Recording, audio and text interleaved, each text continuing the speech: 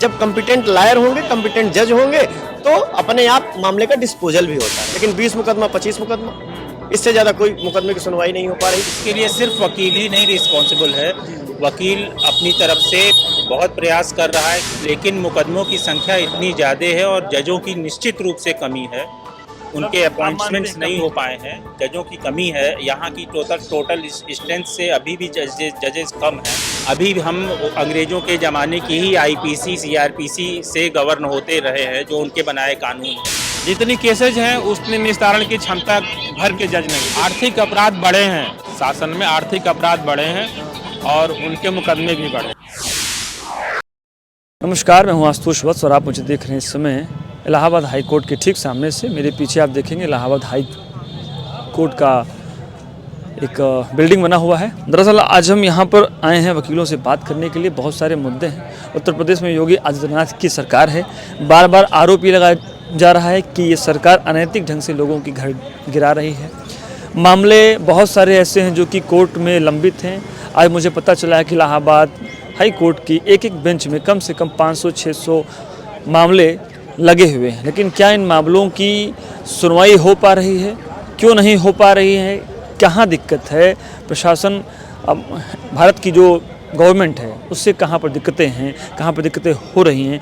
अभी एक जस्टिस चंचूड़ साहब ने भी इस पर एक बात कही थी कि वकीलों की कमी से देश में मामले लंबित पड़े हैं, उस पर न्याय नहीं मिल पा रहा है, उस पर जिरह नहीं हो पा रही है। तो बहुत सारी बातें हैं। आज हम यहाँ के वकीलों से बात करेंगे, समझेंगे कितना सच है इसके पीछे। अभी हम इलाहाबाद हाई कोर्ट में हैं और हम यहाँ पर वकीलों से बात कर रहे हैं। बहुत सारे ऐसे मामले हैं जो कि जनता के बीच नहीं आ पा रहे हैं। सर, आपका नाम? टेंडेंसी राम कुमार दुबे। सर, आप यहाँ पे हाई कोर्ट में हैं। हाई कोर्ट में एक सवाल था, मैं आज यहाँ के आप जैसे अच्छे वकीलों से मैं बातचीत कर रहा था। ये अभी जस्टिस साहब का एक बयान आया कि देश में लगभग 63 लाख मामले हैं लंबित रहते हैं, वो वकीलों की कमी से रहते हैं। आप इन बयानों को किस तरीके से ले रहे हैं? देखिए, उनका एक कारण तो ये भी हो सकता है कि वकीलों की कमी है, लेकिन सबसे बड़ा कारण ये नहीं है। इसके कई कारण हैं। पहली चीज तो हम कहते हैं जजेस की इनकम्पिटेंसी। तमाम कॉम्पिटेंट जज ही नहीं है। और दूसरी चीज वकीलों की भी कमी है और फर्जी मुकदमेबाजी भी है। ठीक है, तो कहीं न कहीं कॉम्पिटेंसी ज्यादा माने रखती है। जब कॉम्पिटेंट लायर होंगे, कॉम्पिटेंट जज होंगे, तो अपने आप मामले का डिस्पोजल भी होता रहेगा। और ये कहा जाए कि नहीं सिर्फ वकीलों की कमी से मामले की पेंडेंसी बढ़ती जा रही, ये अकेला कारण नहीं। सर, अभी मैंने मालूम किया आपके यहाँ इलाहाबाद उच्च न्यायालय में, हाई कोर्ट में एक एक बेंच में बहुत सारे ऐसे मामले हैं, 500, 600, 1000 मामले एक ही जज के पास लगे हुए हैं। ये कितना व्यवहारिक है? क्या ऐसा?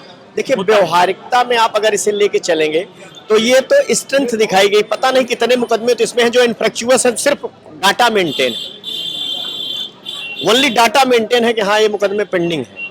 ठीक है, तो अभी ये क्लियर कट डाटा जो जस्टिस साहब ने दिया है हमारे व्यू से, ये क्लियर कट डाटा नहीं है। तमाम ऐसे मुकदमे हैं जो कहीं कोर्ट की पैरोकारी से, कहीं स्टेट के पैरोकारों से, कहीं स्टेट की इनकम्पिटेंसी से पेंडेंसी बढ़ती जा रही है। इसका मतलब ये नहीं है कि वकील पैरोकारी नहीं कर पा रहे हैं या वकील अपने मुकदमे में नहीं है। वकील तो हम लोग, हाई कोर्ट की स्थिति है कि हम लोग मुकदमा लगवाने के लिए तमाम एप्लीकेशन दिया जा रहा है कि हमारा मुकदमा सुना जाए। हम लोग सुबह मेंशन कर रहे हैं हमारा मुकदमा सुना जाए, लेकिन 20 मुकदमा 25 मुकदमा, इससे ज्यादा कोई मुकदमे की सुनवाई नहीं हो पा रही। और ये ऑनलाइन है। CJI साहब हमारे यहाँ रह चुके हैं, इसलिए हम उनके उसका खंडन नहीं करना चाहते, लेकिन रियल स्थिति ये है। ऑनलाइन प्रोसीडिंग उन्हें देखना चाहिए। 25 मुकदमा, 30 मुकदमा, 22 मुकदमा, इसके आगे कोई कोर्ट बढ़ ही नहीं पाती है। तो इसको क्या कहा जाए? वकीलों की इनकम्पिटेंसी है या वकीलों का भागना? कहीं कहीं हो सकता है किसी मुकदमे में वादी प्रतिवादी है, प्रतिवादी भाग रहा हो, मुकदमा खारिज होने के डर से भाग रहा हो, लेकिन प्रतिवादी भाग रहा तो वादी तो नहीं भाग रहा है।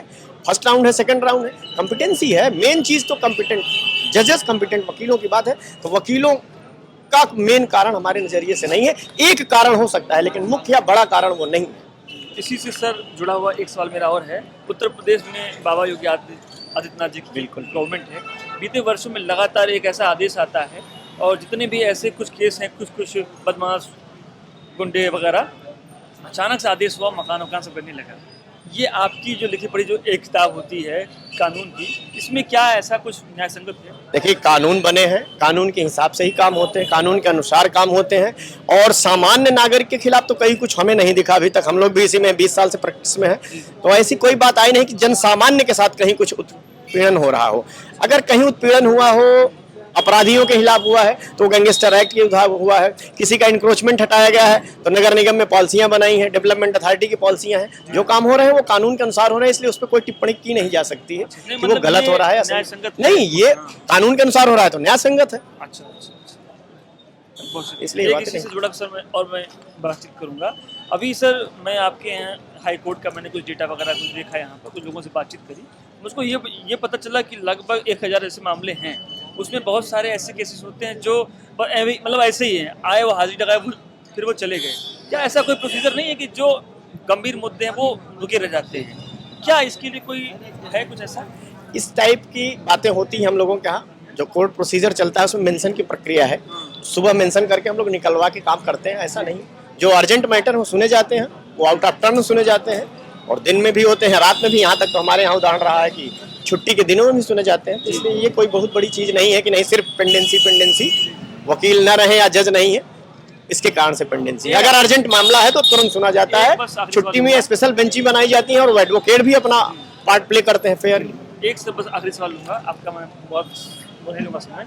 एक मुझको ये बात बताइए, ये थोड़ा सा टफ सवाल है, हो सकता है आप इसको ना जवाब दें। बिल्कुल प्रयास किया जाएगा। क्या हिंदुस्तान के कानून में इतना अभी अवेयरनेस आ चुका है, क्योंकि बहुत सारे लोग ऐसे हैं जो जेल में हैं पर उनका आज तक कोई फैसला नहीं आ पा रहा है, मतलब चाहे उनके पास कुछ गरीबी हो या पैसे की कोई कमी हो या जजों का जो भी एक वो रहता है, क्या आप इसमें कुछ नहीं देखें, बिल्कुल इसमें हमारी न्याय पाने में बिल्कुल नहीं, ऐसा कुछ नहीं। हमारी कोर्टें अवेयर हैं, जेल से रिपोर्टें मंगाई जा रही हैं, सुप्रीम कोर्ट ने ऑलरेडी तमाम गाइडलाइन इशू कर रखी है, हर जेल से डेवलपमेंट रिपोर्ट मंगाई जा रही है कि आप यहाँ कितने कैदी हैं, कितने कैदियों की सजा पूरी हो चुकी है। उसके लिए एक शिवदान सिंह का जजमेंट कंटिन्यू रन कर रहा है, वो ऑपरेटिव भी हर जेल से रिपोर्ट मंगाई जा रही है। जो अपनी मैक्सिमम सजा का या जिसको सजा है आधा से भी ज़्यादा पीरियड हो गया तो उनको छांट के तुरंत बाहर किया जाए, उसके लिए कोर्ट भी एक्टिव है। और हम लोग तो भाई जितना कर सकते हैं पार्टिसिपेट कर ही रहेंगे, ताकि फिर जो बिना मतलब का जेल में बंद है वो जल्दी से जल्दी बाहर हो।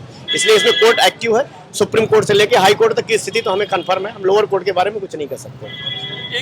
एक आप कानून की बहुत सारी आपने पढ़ाई करी, आप 20 सालों से जो है ना आप प्रैक्टिस कर रहे हैं, जजों की नियुक्ति पे आप कुछ कहना चाहेंगे हिंदुस्तान की? आपको लगता है अभी ये परंपरागत व्यवहारिक बातें कर रहा हूँ, अभी ये परंपरागत चल रहा है, इस पे हम लोगों का कोई व्यू नहीं है। नहीं ऐसी चीजें सब बाई कॉम्पिटेंट लोग आफ्टर कंपटीशन हो रहे हैं। हाई कोर्ट में तो 50% है, 50% कंपटीशन से आ रहे हैं, 50% यहाँ के प्रैक्टिशनर चुने जा रहे हैं। तो ऐसा हर जगह नहीं, लेकिन कुछ न कुछ तो है। आपकी हाई कोर्ट ठीक चल रही है हर जगह? हाँ, हमारे यहाँ हाई कोर्ट अगर 100% कहा जाए तो 80% तो ठीक चल ही रही है। अच्छा, 20% दिक्कत है। 20% आप लोग कोई राय रखना चाहेंगे? इसके लिए सिर्फ वकील ही नहीं रिस्पॉन्सिबल है, वकील अपनी तरफ से बहुत प्रयास कर रहा है कि उसके केस जो है लिस्ट हो, लेकिन मुकदमों की संख्या इतनी ज़्यादा है और जजों की निश्चित रूप से कमी है, उनके अपॉइंटमेंट्स नहीं हो पाए हैं, जजों की कमी है। यहाँ की टोटल स्ट्रेंथ से अभी भी जजेस कम हैं। हालांकि नियुक्तियाँ जरूर इस गवर्नमेंट में हुई हैं, लेकिन फिर भी जजों की संख्या अत्यंत कम है, जिस कारण से भी मुकदमे नहीं हो पा रहे हैं। और अगर लिस्ट भी हो जाते हैं तो वो अदालतों द्वारा समय की कमी के कारण सुनवाई उनकी नहीं हो पाती। इसी से सर जुड़ा हुआ एक मैं और सवाल आपसे लूँगा कि भारत में जो कानून व्यवस्था है वो अरसे से जो अंग्रेज थे उनके अनुसार जो भी रहा, मतलब ऐसे ही लॉज बने हैं, क्या अभी व्यावहारिकता में कुछ चीज़ों में बदलाव देखने को मिल रहा है? अब बदलाव होना भी चाहिए। अभी हम अंग्रेजों के ज़माने की ही आईपीसी सीआरपीसी से गवर्न होते रहे हैं, जो उनके बनाए कानून हैं। अमेंडमेंट जरूर हुए हैं, लेकिन उससे तमाम दिक्कतें आती हैं, इसलिए बदलाव जरूर होना चाहिए। और एक नए शेप में आईपीसी सीआरपीसी एविडेंस एक्ट, क्योंकि अभी देखिए अभी कई नई टेक्नोलॉजीज आ गई हैं जिनकी व्यवस्था अभी सीआरपीसीज में नहीं है कि उनको कैसे हम एविडेंस के रूप में एक्सेप्ट करें। जैसे वीडियो रिकॉर्डिंग एक सशक्त माध्यम है, लेकिन वो अभी भी सेकेंडरी एविडेंस बना हुआ है, उसको आपको अन्य चीज़ों से बहुत चीज़ों से प्रूव करना पड़ेगा। बिल्कुल। तो जैसे डीएनए के टेस्ट हैं, जैसे टेलीफोनिक कन्वर्सेशन है, कॉल, हाँ, तो उससे कोर्ट उसको नहीं मानती ऐसा कुछ। हाँ, उस एज ए डायरेक्ट एविडेंस उसको नहीं मानती, उसको आपको प्रूव करना पड़ेगा, वो सेकेंडरी एविडेंस आप जांच कराएं वगैरह वगैरह। हाँ, उसको वो कोरोबोरेट अन्य एविडेंसेस से उसको करना पड़ेगा। एक बस इसी से सर जुड़ा आपसे मैं एक और सवाल लूँगा, क्या भारत में न्याय पाना जब पैसों की कमी से कोई दिक्कत होती है सर? आपको लगता है आपके पास बहुत सारे लोग आते होंगे जिनके पास कुछ पैसे नहीं होते, तो क्या कोई ना कोई एडवोकेट, कोई ना कोई काउंसिल मिल जाता है जो निश्चित रूप से उनको ढूंढना, उनके पास अप्रोच करना थोड़ा कठिन होता है। बस न्याय पाना कभी भी कठिन। हाँ, न्यायिक प्रक्रिया टफ होती जा रही है। हमारी जो गवर्नमेंट को करना चाहिए वो नहीं कर पा रही है। जो हम मेरे पार्ट से अगर वो करने को आगे आएगा तो मैं सामने बताना चाहेंगे। 23 साल से 160 जज की स्ट्रेंथ इलाहाबाद हाई कोर्ट के लिए है। आज तक 111 अधिकतम अपॉइंटमेंट यहाँ हुई, 111 से ऊपर स्ट्रेंथ नहीं रही। जबकि आज की तारीख में जजों की संख्या 160 से कई गुना सैंक्शन होनी चाहिए। सैंक्शन पोस्ट सैंक्शन जजेस नहीं है। जजेस की जो कैपेसिटी थी, वर्क एफिशिएंसी, वो कम हो गई। जो 300, 250, 200 मुकदमे पर डे डिसाइड करते थे वो 25, 30, 40 तक हो गए। मुकदमों की जो पेंडेंसी है उसमें एक ही रीजन नहीं है, उसमें कई रीजन, बहुत सारे रीजन। एक रीजन जो उनके है, जब उनका है तो हम लोग काम करने के लिए उनसे भी आगे तब बढ़े। हमारे मुकदमे टेकअप होंगे तो हम तैयार होकर आएंगे। मुकदमे एक मुकदमे पुराने हो गए, लिस्ट में चले गए, आज तक टेकअप नहीं हो रहे हैं। आप मेंशन, हम कोशिश करते हैं मेंशन करना, उनके पास जजेस के पास टाइम नहीं है उसको करने का। दोनों तरफ दिक्कतें हो रही हैं। प्रॉब्लम दोनों तरफ से है, लेकिन वो जो उनको करना, चूंकि वो ऑर्गेनाइज बॉडी है, अगर वो अपने फंक्शन पे आएंगे तो हम अपने फंक्शन पे अपने आप, हमारे ऊपर पीछे से प्रेशर होता है, क्लाइंट हमसे कहता है, लेकिन मुकदमा होने लायक रहेगा तो हम और आगे बढ़ के करेंगे।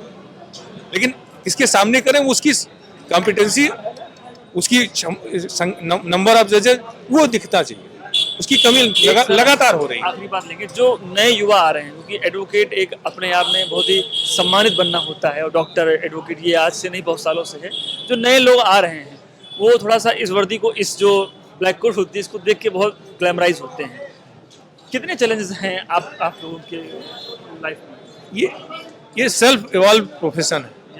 इसमें जब भी कोई आएगा अपने ही उसको रास्ता निकालना है, अपने मुकदमे हैं, अपने सीखना है। ये कोई किसी को कोई सिखाता नहीं है, और जिसको कोई नहीं सिखाता उसमें चैलेंजेस हमेशा आते हैं। जब तक आप वकालत करते हैं तब तक आप सीखते हैं। आपको सीखना ही सीखना है, डेली रोज सीखना है, रोज सीखना है। हर दिन आप कुछ न कुछ सीखते हैं। हम चाहे हम सीनियर हो या पहले दिन जो अधिवक्ता हाई कोर्ट आता है या किसी अदालत में जाता है, तो उसके पास सीखने के लिए हमेशा कुछ रहता है और हमेशा कुछ न कुछ सीखने को मिलता है। बड़े लोग रहते होंगे सिखाने वाले भी, गुरुजी टाइप के सिखाने वाले भी रहते हैं, और आप खुद ब खुद अनुभव लेते हैं कोर्ट में उपस्थित रहकर। मुकदमों में कैसे बहस हो रही है, किस तरह से आर्ग्यूमेंट हो रहे हैं, कोर्ट क्या क्वेरी कर रही है, कैसे उसको कोर्ट को एड्रेस किया जा रहा है, ये हम सीखते हैं। अच्छा सर, एक चीज़ और बताना चाहेंगे, उत्तर प्रदेश में जब कोई नया राजनीतिक दल आता है तो उसके अपने राजनीतिक गवर्नमेंट वकील आते हैं। ये जो चयन प्रक्रिया है, क्या इससे भी आप लोग कुछ असंतुष्ट हैं? आप कुछ कहना चाहेंगे? जो सिस्टम बना हुआ उसमें ये परंपरा है, अच्छा, और अच्छा। परंपराओं को तोड़ना बनाना ये उनका काम है। अच्छा अच्छा। सत्ता आएगी जाएगी, लेकिन जुडिशरी की पेंडेंसी डिसाइड होना ये मायने नहीं रखता उससे। ये केवल जज और एडवोकेट दोनों की, जजेस की स्ट्रेंथ कॉम्पिटेंसी बढ़ी रहेगी, एडवोकेट अपने आप सामने आएगा। वो अपने मुकदमे से, क्योंकि उसको पीछे से कहीं ना कहीं जहाँ से वो मुकदमे लाता है उससे करने का दबाव रहता है। लेकिन अगर मुकदमे होने की संभावनाएं नहीं रहती तो एडवोकेट कुछ कर नहीं सकता। तो जजेस स्ट्रेंथ बढ़ाना, उनको और कॉम्पिटेंट जजों का चयन करना, ये गवर्नमेंट, सुप्रीम कोर्ट, ये इनके अधिकार में। इलाहाबाद हाई कोर्ट में हम लोग अभी घूम रहे थे और बहुत सारे वकीलों से बातचीत कर रहे थे। कुछ मसले हैं जिन पर बात करना बहुत ज़रूरी है। हिंदुस्तान की कानून व्यवस्था में कोर्ट के मामले इतने लंबित हैं कि आप अगर देखने जाएंगे तो आप उसकी संख्या नहीं गिन पाएंगे। जो दोषी हैं या निर्दोष हैं वो तो सब कुछ कोर्ट ही बताता है, बट मामले इतने हैं कि उस पर जिराही नहीं हो पा रही है। सर, आपका नाम क्या है? मैं Ravindra Sharma, advocate, high court Allahabad. मेरा ये एक सवाल है, मैं अभी आपके हाई कोर्ट के लोगों से बातचीत कर रहा था, मुझे पता चला कि मामले बहुत ज़्यादा हैं और जिराही नहीं हो पा रही है उस पर। तो ये बताइए, एक चैम्बर में 800, 900, 1000 मामले हैं, आप लोग बातचीत कर लेते हैं अंदर? ये संभव नहीं हो पाता है। कार्य क्षमता पर निर्भर है, हम माननीय न्यायमूर्तिगण के कार्य क्षमता पर निर्भर है। एक दिन में कितनी केसेस निस्तारित की जा सकती है। और दूसरी चीज की समय अभाव हो जाता है, किसी केस में ज्यादा समय लगता है, किसी में कम समय लगता है। और केसेस ज्यादा हैं, वर्कलोड ज्यादा होने के नाते संपूर्ण केस का सुनवाई नहीं हो पाती है, लिहाजा जो है इसकी आप सफर होता है। वजह क्या मानते हैं, क्यों नहीं, मतलब इतने केस क्यों आ रहे हैं? क्या आपके पास जज नहीं है, आप ऐसा मानते हैं? 110 जज है, मैंने सुना आपके यहाँ। जितनी केसेज हैं उतने निस्तारण की क्षमता भर के जज नहीं है। मतलब हिंदुस्तान का जो एक कानून स्ट्रक्चर है सर, उसमें इलाहाबाद हाई कोर्ट में मैंने भी मालूम किया तो 160 जज की आवश्यकता है, बट हैं 110 ही। तो वो जो 50 नहीं है उसका भी सदस्यता भी कम है। माननीय न्यायमूर्तिगण की सदस्यता कम है और केसों का ज्यादा मतलब दाखिला है और समय अभाव के कारण सुनवाई नहीं हो पाती है। कुछ हमें जानकारी और दे पाएंगे कि जैसे इलाहाबाद हाई कोर्ट में जो किस टाइप के केसेस की संख्या इधर बड़ी है योगी सरकार में? आर्थिक अपराध बढ़े हैं, शासन में आर्थिक अपराध बढ़े हैं और उनके मुकदमे भी बढ़े। आर्थिक अपराध मतलब थोड़ा इसके बारे में बता दीजिए, मतलब ये थोड़ा इसके बारे में बता दीजिए किस टाइप का है ये आर्थिक अपराध? लूट डकैती ऐसा कुछ? विभागों में, सरकारी विभागों में कार्यों की क्षमता का मूल्यांकन देखा जाए तो नगण्य हो गया है। माननीय उच्च न्यायालय द्वारा आदेश किया जाता है और उस आदेश का अनुपालन सरकार द्वारा नहीं किया जाता है। अवमानना याचिकाएं दाखिल होती हैं माननीय न्यायमूर्तिगण के, अवमानना याचिका के आदेश के अनुपालन सरकार द्वारा नहीं किया जा रहा। यही मैं भी आपसे पूछना चाह रहा था, लेकिन मैं थोड़ा सा घुमा के आना चाहता था कि जो आदेश यहाँ से जारी हो रहा है वो अनुपालन नहीं, सरकार मान नहीं रही है। सरकार मान नहीं रही है और अपनी मनमानी पूर्ण रवैया पे। तो ये कितना, मतलब ये क्या पहले ऐसा होता रहा है कि ये ऐसा पहली बार हो रहा है? बस यही सब जानना चाह रहे हैं एक जागरूकता में। अब आप बताना चाहेंगे? न्यायमूर्ति गण के आदेश का अनुपालन सरकार का पालन करना दायित्व है, लेकिन सरकार की विफलता मानी जाएगी।